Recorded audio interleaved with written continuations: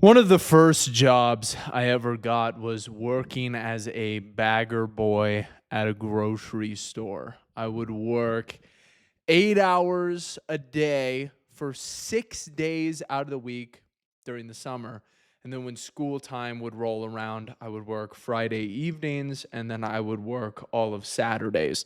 And so I had a very busy schedule. And looking back on it, it's pretty hilarious because at the time, I was making $8.40 an hour. It's just funny even to say that out loud because the truth was I could have gone to just about any other job and made more money at the time because like even Taco Bell was starting at like $11 an hour. I don't know why I was working for so cheap at the grocery store. It was not like I enjoyed the work environment at all. In fact, a lot of the time I was just stuck cleaning bathrooms. There was even one point where a kid took a shit in one of the aisles. I remember that vividly and being like, yeah, I can't do this job for much longer. But I feel like there's so many realizations that I've come to just from working those super shitty jobs. And I feel like so many people will work those jobs, but they'll never come to the same realizations that I came to. So I'm going to walk you through a couple of them. The first realization is that your success isn't going to be determined by what you are forced to do. Your success is going to be determined by your ability to force yourself to do something. And here's what I mean by that.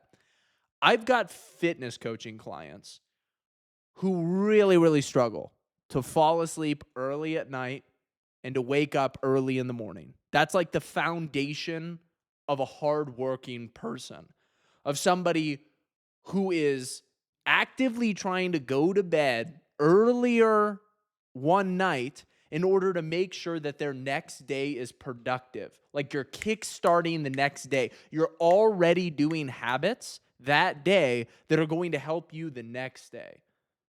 That's how you can tell if somebody is really, really disciplined, if they're paying attention to something like that and they're sacrificing their fun time now. You know, maybe they don't stay up late watching TV or watching a movie. They go to bed so that the next day they're going to feel good and that they're going to be able to work very productively and they're going to get a lot of stuff done. But I have clients that really, really struggle to do that, but then they get a job that works from like 7 in the morning, you know, till 3 o'clock in the afternoon. And then all of a sudden they're like, oh, Brandon, like now, like, you know, that schedule that you always wanted me to have? Now, because I'm working this job, I can now align with the schedule that you've always wanted me to have. And I always try to outline for them, hey, dude, that's great that you're on this new schedule and that's what's holding you accountable. But I also want you to keep in mind the fact that you had to be forced by somebody else. Somebody else has to say, hey, you come into work at this time or you get fired. If you do not come into work at this time, you will not get paid in order to get yourself to do something that you should have been doing in the first place. And I kind of point that out to them. And I try to say, what are you without those people holding you accountable? Without those people, without the promise of that paycheck, are you really going to continue to show up for yourself? If you're not going to work with me holding you accountable to your fitness and nutrition for the rest of your life, then as soon as we stop working together, you're going to go back to square one. I need you to start showing me that you are autonomous, that you can take responsibility for holding yourself accountable even when nobody else is paying attention.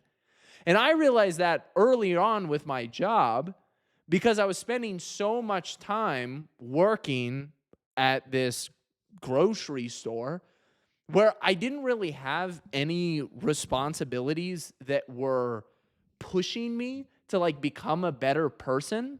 And so I felt like I really grew stale. And at the time, I had the gym as an outlet.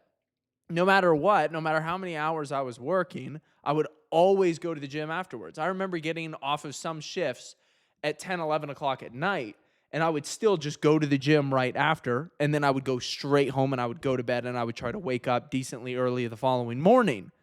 But I would still go hit my lifts, and I would still hold myself accountable even when I was off the clock, even when there was no incentive to go do those things. And that's when the autonomy really starts. And I think a lot of gym rats realize that early on. But you also have to understand that that exact same level of autonomy has to start showing through to the business side of things. And I think a lot of people make this incorrect assumption that somebody else is going to hold them accountable in this area of their life. When in reality, you making sure that you're pushing yourself during your free time is quite possibly the most important thing that you can do as a man if you actually want to level up and better yourself. And especially if you ever want to build a business in the future, you are going to have to be incredibly self-motivated. And you may not need to be incredibly self-motivated right now. Understand that it's something that you can work up to over time. You can slowly start to use more and more of your free time on more and more difficult tasks that you don't want to do. It's just like progressively overloading in the gym. If you put in the reps, you are going to start getting better at it as time goes on. And then pretty soon, you're going to be very, very consistent, spending 3 to 4 hours per day on your business after working 8 to 9 hours at your job. And you're hitting the gym. It's like all in the same day, you're getting that done. And then on the weekends, you're spending 10 hours on Saturday on your business. You're spending 10 hours on Sunday on your business. This means that you have started to actually take responsibility, and you're starting to figure out, hey, nobody else is coming to save me. I need to do it for myself. And so many people, they have these excuses that will hold them back forever. You know, when it comes to entrepreneurs, I swear, it's hilarious to me, especially being in this specific, profession where I'm a fitness coach. So I deal with excuses from people that don't want to get in shape, or they haven't been paying attention to what they eat, they haven't been training. But then I also deal with the fitness coaches. Because like inside of Empire Blueprint, we teach fitness coaches how to scale their businesses and make money online from their laptops and from their phones. And what's so funny is that oftentimes these people who are supposed to be teaching other people how to be consistent with their fitness, they haven't even taken that same level of drive and applied it to the finance side of things, to the business aspect. And so I get these excuses all the time like, oh, Brandon, I work a 9-to-5 job. I can't have a side hustle on top of that. I can't be starting a business on top of that. Oh, Brandon, I'm married. I have other responsibilities. Oh, Brandon, I have kids. I have other responsibilities. And it's all excuses. In the same way that people online will cope and they'll say, oh, I'm so busy, I don't have time to make my meals. It's like, dude, my breakfast takes 3 minutes to make. My dinner takes me 4 minutes to make. My lunch takes me 5 minutes to cook. Like, what do you mean you don't have time? If I look at your screen time, I know for a fact that you're scrolling and that you're doing things that you shouldn't be doing. So you need to find that time in order to do it. So it's the same exact thing with the business owners. And my brother is an example of somebody who's not a fitness coach, but he's a very successful entrepreneur. He started an outdoors company called Epoch Outdoors, where he has like this patent on a digiscoping technology. And he started it all while he was working a 9-to-5 job as a computer scientist for a company. And he has 2 kids and he has a wife.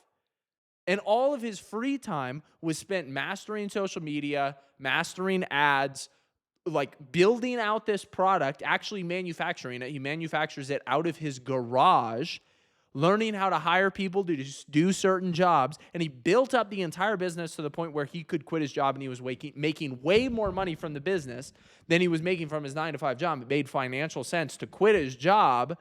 He got to that entire point while he was working that job and while he was having kids and while he had a wife and all these other responsibilities. And so everybody's in the same exact position. It just depends on how much responsibility for your own life do you actually want to take. And I think a lot of people are under the assumption that once they get to a certain point, life will just all of a sudden become easy. And I think that some of the things that I may even say in these videos make some people think that.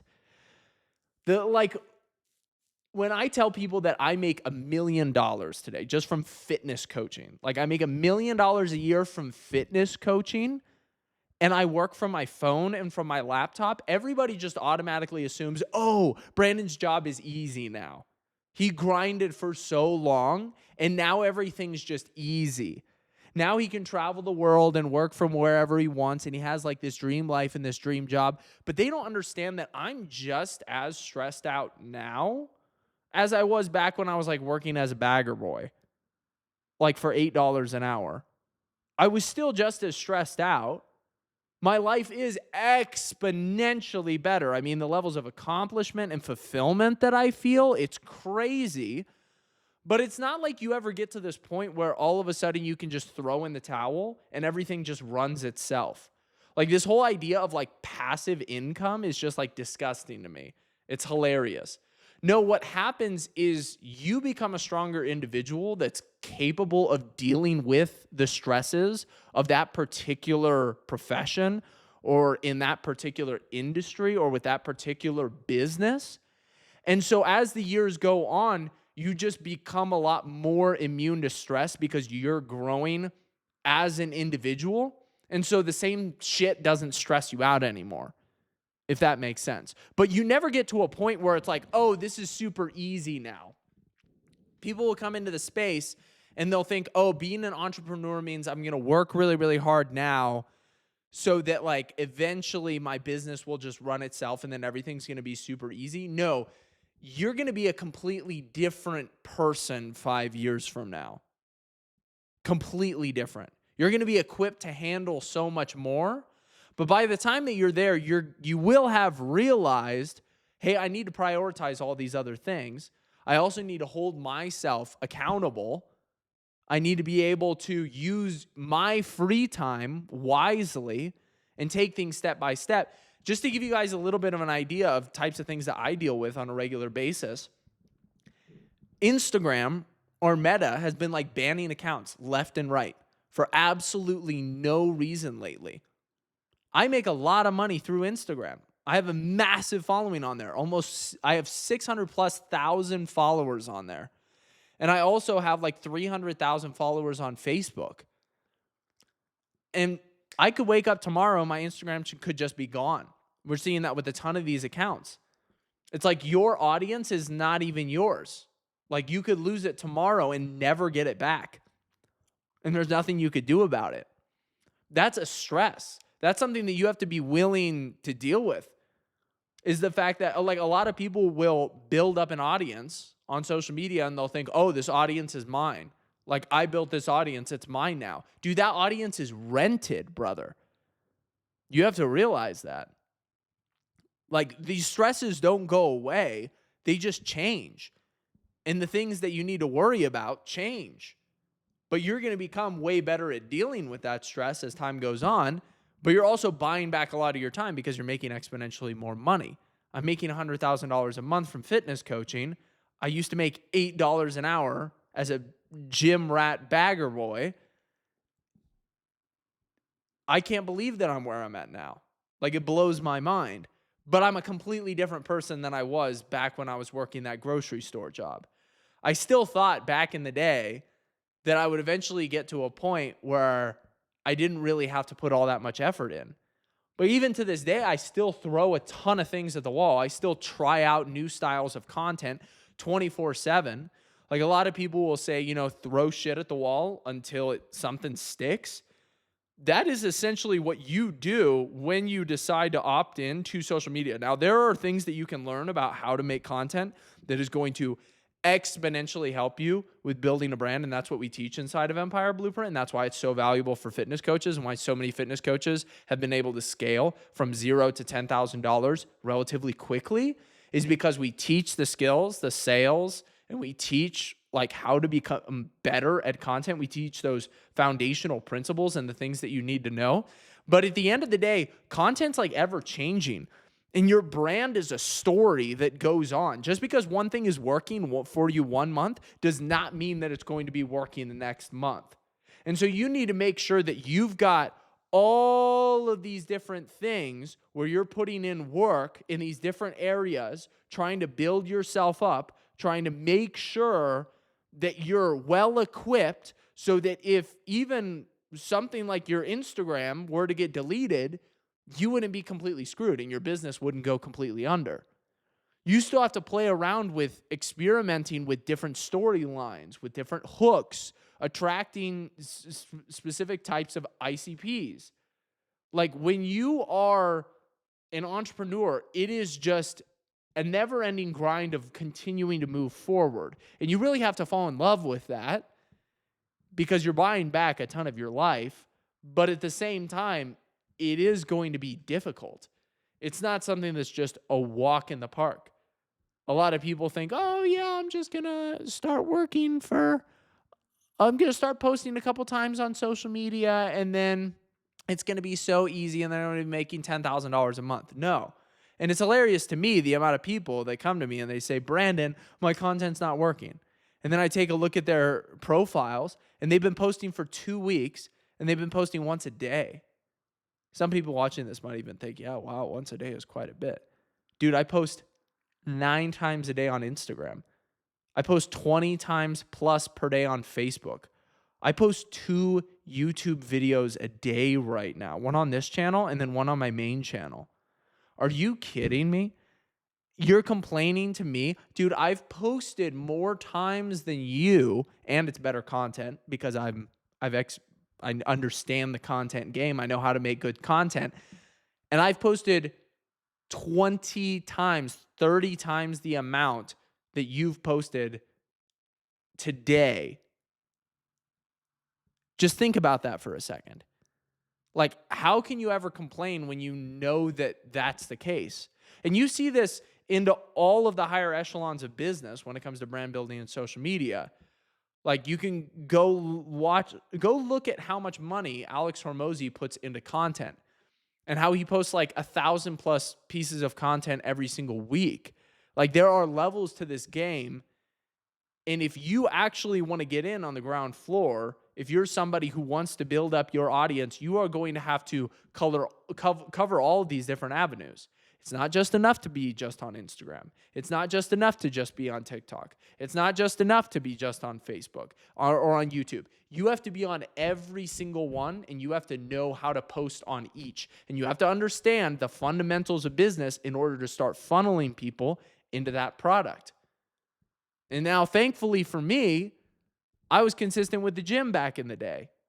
I would always hit my sessions, no matter what. No matter what job I had, I would go consistently hit the gym. And so I didn't even think of finances at the time as being something that I just had to apply that same level of consistency to, but it is. You just have to be self-motivated to do something that you really don't want to do, because I understand that a lot of gym rats go to the gym because they like it. Not actually because they're even going to see great results. It's because they actually really enjoy the process of like going to the gym and getting a workout in. Most people are not going to enjoy trying to master high ticket sales, especially nowadays with how passive people are. People have phone call anxiety. How hilarious is that? We get guys inside of Empire Blueprint, they're scared to hop on sales calls with people. They're legitimately just too nervous. That's something that you have to get over. You have to get over that. You have to learn how to talk in front of people. You have to get rid of that. You have to be building yourself up, because how are you supposed to improve other people's lives as a coach if you can't even hop on a call and provide somebody value? Like, if you're scared to hop on a sales call and yet you're trying to coach somebody and get them to pay you money, yeah, good luck with that, dude. You're not a very authoritative human being. You really haven't practiced what you've preached. Like, you can't even teach what you want to teach because you're too anxious, because you don't know how to get your point across. And teaching is a skill that you have to develop over time. So I hope that this is helpful for some of you guys out there. I hope that it maybe brought some things to your attention that you need to be focusing on with your business. And if you are interested in joining Empire Blueprint and learning the sales skills side of things and having a community of other guys who are really, really pushing towards making that $10,000 per month, a lot of the guys have already gotten there in the first place. But if there's any interest that you have in that, make sure to go apply down below in the description and in the pinned comment. And we'll see if you're a good fit and possibly get you in there. But I enjoy talking about business. I enjoy talking about these things and telling my story a little bit because I think that it applies to a lot of people that are out there right now wondering like, hey, is life going to get any better? Life gets better when you get better, dude. It doesn't just automatically get better. You can't just expect the ideal life and a ton of fulfillment to fall out of the sky. It doesn't work. You got to really learn to do the shit that you don't want to do. And that is what's going to give you the feeling that you've been chasing. I'll see you guys all in the next one.